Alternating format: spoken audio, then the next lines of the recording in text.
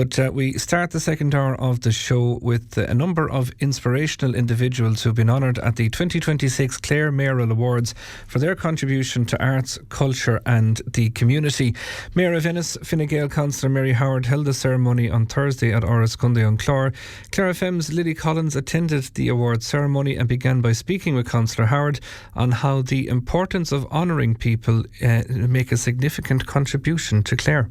Today is to acknowledge, I suppose, people that stay under the radar a little bit. They're local, they're our own, and they're doing amazing things in their own way. So I suppose Mick O'Dea, I had him with me for St. Patrick's Day Parade. He was the Grand Marshal in the parade, and he is just an artist of world renown. And he's born, bred and buttered here in Ennis. And, he's just a wonderful ambassador for everything that we do. Then I also have Ken O'Sullivan. Ken grew up in Drumbiggle here in Ennis. And again, he wears his talent and his craft very lightly. An absolute gentleman, and has been making documentaries about the sea and sea life and whales and dolphins and sharks off the Atlantic coast. He's been making them for many, many years for RTE, for the BBC, for TG Car. So, really talented guy, very mild, very humble. And then, of course, Ronnie and Liz, what they do in Henry's every Christmas Day is so important and so kind and thoughtful that I went down and I joined them this year for a few hours, and I was blown away by how thoughtful and how kind they were. They were preparing meals that were being home delivered, but they were also hosting people within the restaurant. And to see the cohort of volunteers that were drawn to them, obviously Ronnie and Liz are the leaders, and these people have come on board. So many of them that I knew, but there was just a really special atmosphere there. And for somebody like that to give up their Christmas Day to offer free meals to people who are elderly, on their own, working that day, homeless, whatever. There was no questions asked. Anybody who came in got fed. And one of the special things about it, and I'll mention it today, was there was two older gentlemen came in and they were sat together. Ronnie put them side by side. So I went over and just kind of small talk with them. It turned out both of them individually would have known my late father, but they didn't know each other. And 2 hours later when I was leaving, they were still there talking, eating cake and drinking tea. And, the difference that Ronnie and Liz made to their Christmas Day, because it is a lonely day, it's a sad day. We're all walking wounded, we're all missing people that should be sitting around the table with us. But to me, that was, that whole thing just, it didn't lift me from the day, the thoughts of what they had done. They had done something so special and just so kind. And so it's wonderful that I'm in a position now as mayor to be able to acknowledge them in my own little way and say thank you. And how important is it for you as Mayor of Ennis to acknowledge the good work done by people in the community, from an arts, culture and community work perspective?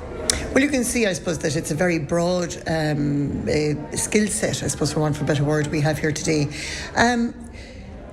The one thing I always say, and I attend as many of these as I possibly can with the other councillors, we're great when somebody is dead to talk about how wonderful they are. We're great to say, oh God, they were a great person. Whereas I believe it's so important that if I hear something good and positive about somebody, I'll go up and I'll say, listen, by the way, I have a nice story for you. And I think it's so important we spread the positive, because the negative is everywhere. It doesn't matter. And we don't tell people how important they are to us, or how they marked our lives, or how they affect our lives. And I think it is incredibly important to do that while they're here with us, standing in front of us and they're alive. Even just a note and just say, well done, you were great today on the radio, or I loved what you said to those children, or whatever. Just, spread a little bit of kindness. Is that the atmosphere you're hoping to achieve in the chamber today when honouring these fantastic people? Well, we're hoping to have it a little bit light-hearted, because we also have, I often say, if you look up the Collins Dictionary and look up community, you're going to see a picture of the St. Michael's Village Choir. So they're joining us today and they'll be singing at the beginning and the end. So it'll be a light-hearted, joyful, pleasant afternoon.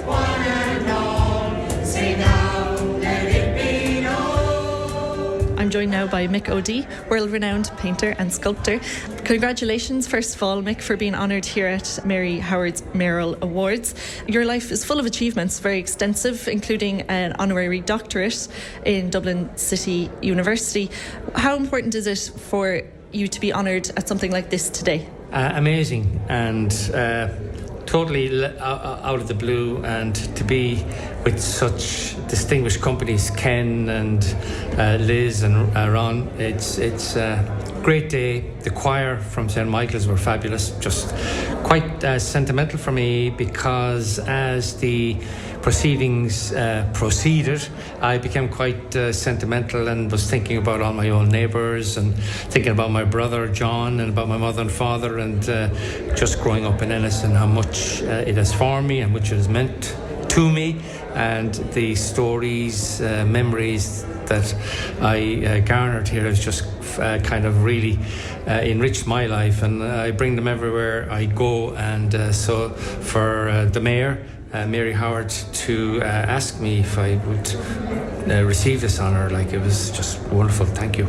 How do you feel growing up in Ennis? You said you were reminiscing there. Did it play a part in channeling artistic qualities, do you think, in your youth?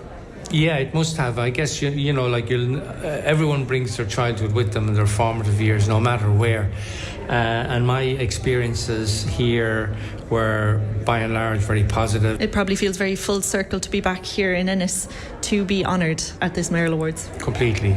My schooling here was something that opened up the world and the possibilities of creativity to me, from the infant school which is in the convent, which is now the museum, to primary school in CBS, and the various teachers I had, Brother O'Shea and Mr. Kennedy and Cllr Brennan, and to St. Flannan's College, where Jim Ennis was our art teacher and inspirational one at that, and friends and neighbours and the life in the pub and the grocery shop and working on the farm. I feel very lucky that I had a rich childhood. I'm joined here now by Ken O'Sullivan, award-winning underwater filmmaker and photographer. Ken, how are you feeling after being honoured today?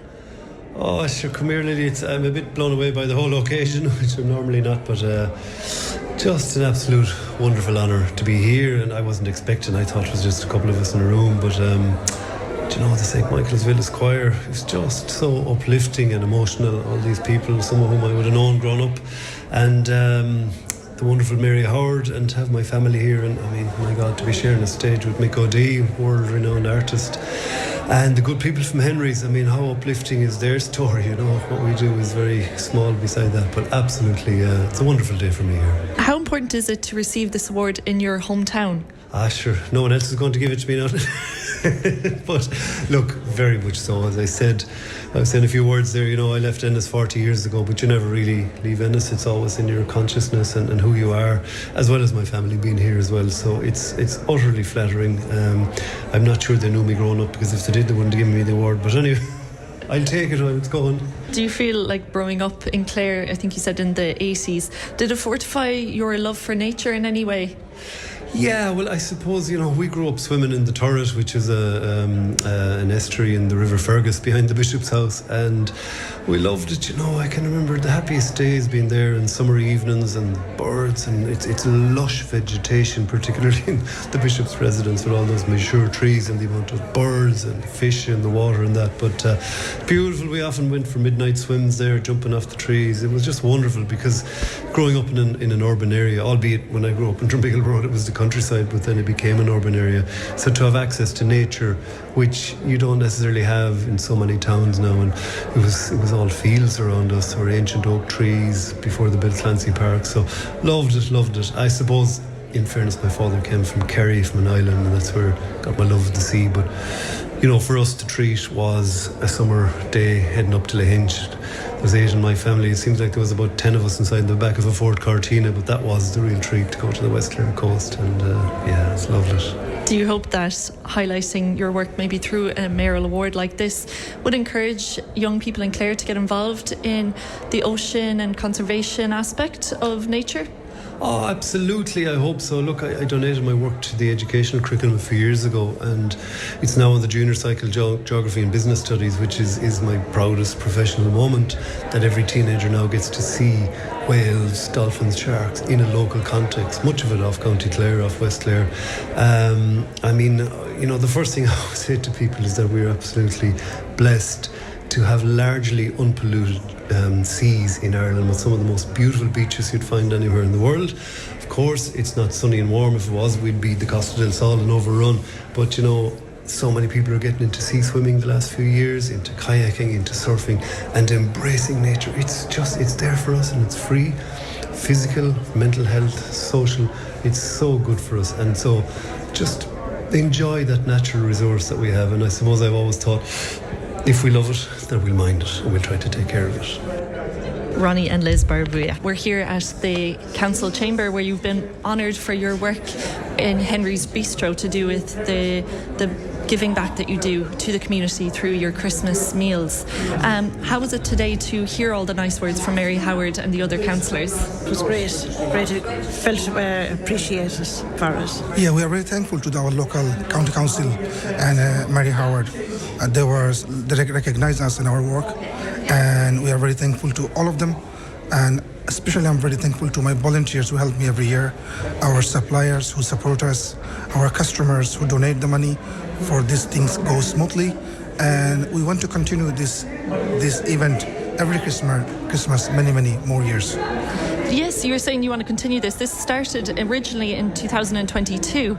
So how has it grown since? And your volunteer base has grown, more and more people are coming for the meals, and a community is really developed in Henry's Bistro. Yes, it is actually. 2022 we started with only 40 to 45 people.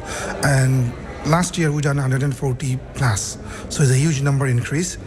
As you can see, the many people are need the support in Christmas Day, and they do appreciate. And volunteers, we have lovely volunteers. Every year they're coming back and they're organizing, they're helping whatever the way they can. And we are again thankful to them, and we are very happy to do these things for the community.